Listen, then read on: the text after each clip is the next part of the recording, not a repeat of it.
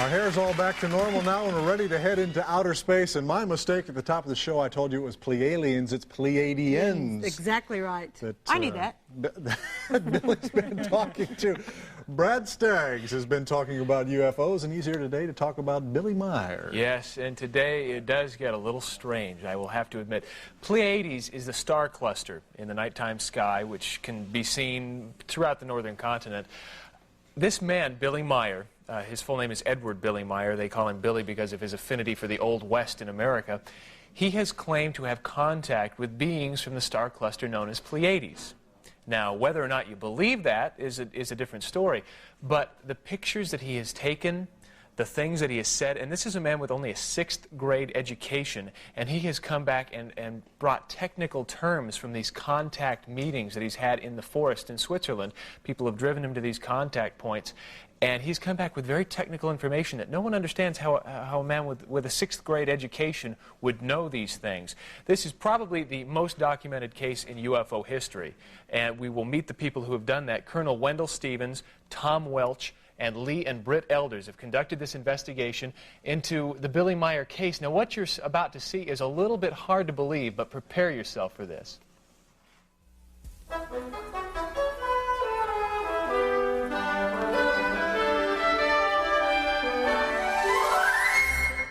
These are the photos of Edward Billy Meier, a Swiss farmer who has claimed to have contact with extraterrestrials from the star cluster we know as the Pleiades. A fantastic claim by any standards, and the photos are sure to raise questions in even the most open-minded individuals. If real, they're some of the most convincing evidence in existence of life from other planets. If a hoax, the questions come to mind: how and why? You have to know Billy, or at least observe him through some of our video that we have of him. He's a handicapped Swiss farmer. He's lacking in education, 6th grade education equivalent. He lives on a pension of roughly equivalent $500 US per month because of his loss of his left arm. And so he doesn't have resources really to get involved and create some exotic hoax. We couldn't find accomplices. Voice in my head, I heard something to leave the house, to go out and to take a photo camera with me. Lee and Britt Elders are professional investigators specializing in corporate espionage and computer data theft with their company, Intercept. And so the last thing on our mind was a UFO case. We wanted no part of it. But our friend, good friend, Colonel Wendell C. Stevens, retired Air Force, spent 30 years searching, looking into the UFO phenomena. He was very persuasive, and he finally talked us into meeting in London, which we did, and traveling to Switzerland to meet this character, Edward Billy Meier. You say they're advanced technologically. How far ahead of us advanced are they?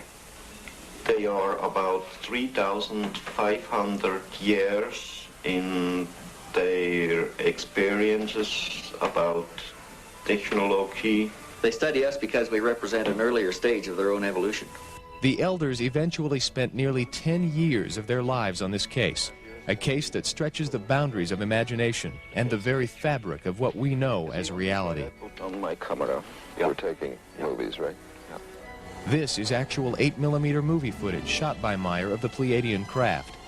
He claimed not only that he had photographed their ships, but that he had even met with the Pleiadians several hundred times at their request. He's always referred to it as getting a cooling sensation across his forehead, like a slight breeze of air. And that was telling him that they were in the vicinity to go out and get on his moped and ride, and to get away from civilization as best he could so that they could have a one-on-one contact with him. I think the underlying structure of the conversations is that it's time that the Earth human realize they aren't the only thinking beings in the universe. They talked about some scientific information, but nothing in detail, just little tiny pieces to a great big puzzle. Meier kept a journal of his contacts, writing most of what was said. You call us extraterrestrials or starmen, and you attribute to us superhuman powers, even though you do not know us. Regarding this, we are men like you, but our knowledge and our understanding exceeds yours considerably, especially in the technical field. The messages to Meier made perfect sense and were apparently meant to be shared with the rest of the world. We have to take care of ourselves as a planet because we don't only affect our future, but we affect everything in the universe. Then you sat here and talked to her? Yeah, then we was talking here for about 1 hour or 1 hour and a quarter, something like that. The Pleiadians had a game plan for Meier, in one case, to aid the ailing planet Earth. They asked Meier to write a letter to a doctor, Professor McElroy, the University of Harvard, I think it was, and warn him and give him information they were going to give Meier, and that information was on the ozone level. They said that we were in deep trouble, that very few scientists had this information now, but in time they would see the critical situation that exists. Now we're talking 1975, we're talking 15 years ago that he sent this letter. Did not hear anything in return. Last year, we read in the Arizona Republic here where Professor McElroy was leading the expedition of scientists to the North Pole to study the ozone problem. Coincidence? Very possibly. When investigating a case of this nature, all aspects and theories must be considered with equal weight. There is other physical evidence that Meier claims to have received from the visitors, things that may astound you, or at least make you wonder. And tomorrow we will see about the investigation that Lee and Britt and Tom and Colonel Stevens all took part in and tried to disprove Billy Meier at first, and they couldn't. What do you think? I guess that's the big question. If you think you've seen something, do you believe all this? Is this just nonsense?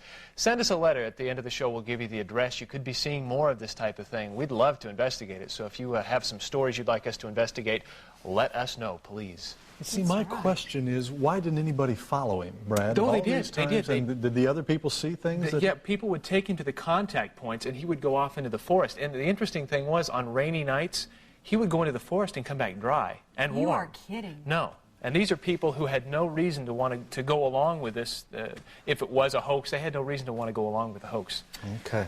Thank you, Brad. Sure. All right. Thanks for being here. And coming up next, we're going to showcase Cher Klosner. Don't miss it.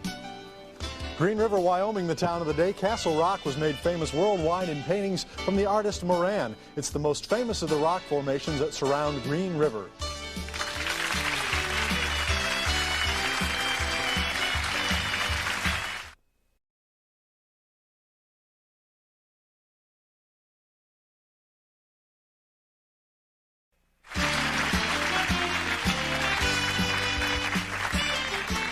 I'm in trouble, and we haven't even got started That's exactly yet. right. We're You talking are in trouble. UFOs, and I'm already on the list over here. That's right. Brad Staggs is here, and he's been here all week talking about UFOs, and we talked about Billy Meier at the top of the show today, Brad, and we're going to visit more with him today, aren't we? Yeah, we are. You know, it's been interesting since yesterday when we showed you the photos and the movie footage that Billy Meier has taken. The response has been very interesting. It's very easy when you see a fuzzy picture of something that someone says is in the nighttime sky that, oh, that's a UFO. Oh, yeah, you believe that. But you see a nice, clear, crisp photo with all the details, and people won't believe it. They'll think it's a phony. That's right. And that's exactly what's happened with Billy Meier. His photos and his movie footage are so crisp and precise that no one believes it. So these four people, Tom Welch, Colonel Wendell Stevens, Lee and Britt Elders, set out to investigate this man. And what we're going to look at today is their investigation in trying to disprove Billy Meier's claims that he actually had contact. Let's go ahead and take a look at this. We'll recap what we've seen since yesterday. Edward Billy Meier, handicapped Swiss farmer and self-proclaimed contactee of visitors to our planet from the Pleiades star cluster. These are the photos that Meier claims he has taken of their spaceships over a 6-year period from 1975 to 1981. Lee and Britt Elders, owners of an investigative firm known as Intercept, found themselves thrust into the middle of the case by their friend and longtime UFO buff, Colonel Wendell Stevens. They were skeptical at best. He wanted to disprove it immediately. Right. He thought he could go in, look at Billy Meier and say, you faked this whole thing, and go from there. But as the investigation wore on, they found their position eroding somewhat. Billy brought out photographs. Before we left, he gave us metal samples. So here we're sitting with hard evidence that can be analyzed by our technology, and not us make a judgment call, but a scientist, a qualified person, can then make his judgment of it. They began with the photographs. In order to completely analyze them and search for any signs of trickery, the elders needed highly specialized equipment. A microdensitometer was the piece of equipment we really needed more than anything else, but we couldn't find it. There were only a few available, and they were in government laboratories, and of course they didn't want to invite us in to look for strings and UFO photographs or wires or overlays and things like that. A year later, they were in luck. The University of Arizona had been donated a microdensitometer, and the elders were knocking on their door the very next day. The university allowed them to use their equipment, but not their name. UFOs were still a taboo subject in the scientific community. The objects in the photos were analyzed. All of the analysis that was done says it's an object some distance from the camera, approximately 21 feet wide. And that's all it can tell you. It can tell you that there are no strings, there are no wires, it is not a paste-up, but it can't tell you what it is. Their position softened even more. And it was no longer of, hey, this guy's hoaxing it. If he is hoaxing it, let's find out how. But if he's not hoaxing it, what's going on here? The elders continued the investigation, but it was becoming expensive. After several trips to Switzerland, nearly $80,000 had been invested in their research. They published 2 books to help underwrite the project. Funds from the books were channeled back into the case, and their search continued. The next evidence to be considered were sound recordings of what Meier said were the Pleiadian spacecraft. Synthesizers on the market that have oscillators that change that randomly. Even if you got 9 or 10 of them going, they wouldn't change from those peaks that quickly. He and his wife, with separate tape recorders, went to this hill where Billy was to have a contact. When we interviewed them later on the sound, they said it just seemed to emanate from everywhere. We have on computer banks every sound imaginable, all right? When these sounds were run through that computer, it was not identifiable as anything. A second set of sounds was also analyzed. And when Rob did the analysis on it, the computer was pointing the frequency shifts of the sound. It created a sphere of spheres, which Rob, in looking at it, said the only thing he could understand it would be for would be propulsion, some form of propulsion system.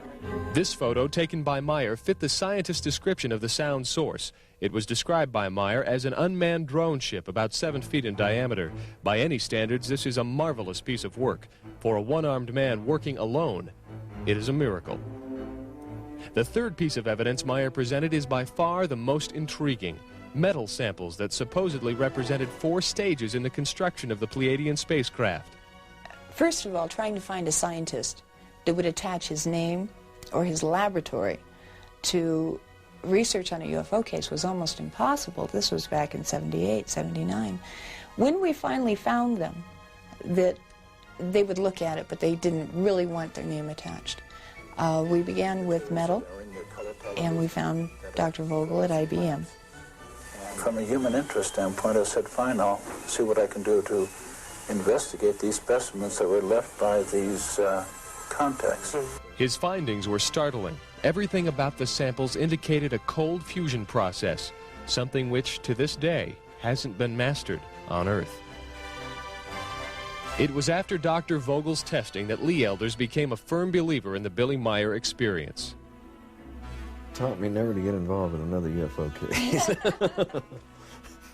No, seriously, a person once asked me, would I do it all over again? And I said I wouldn't take $1 million for the experience I've had, but I don't think I'd take $1 million to start all over again either. And for Britt Elders, the years spent with Meier were worth the effort. Personally, it's taught me not to be so judgmental, because we do live in a society that says you create your own preconceived ideas and go from there. This, I think, has taught me that you can't have a preconceived idea of something, that you have to learn from and gain from every experience you have, and judge after the experience. Not before. And I want to make the point, you saw them at one point holding up a stick with a ship attached to it. That was deliberately hoaxed so that they could analyze the photograph, and when it was analyzed, it came up as just that, a hoax. So that is why they performed that task, to have something to compare it with. I also want to make the point here, if you think you've seen something, if you'd like to see more of this type of thing, why don't you write us a letter?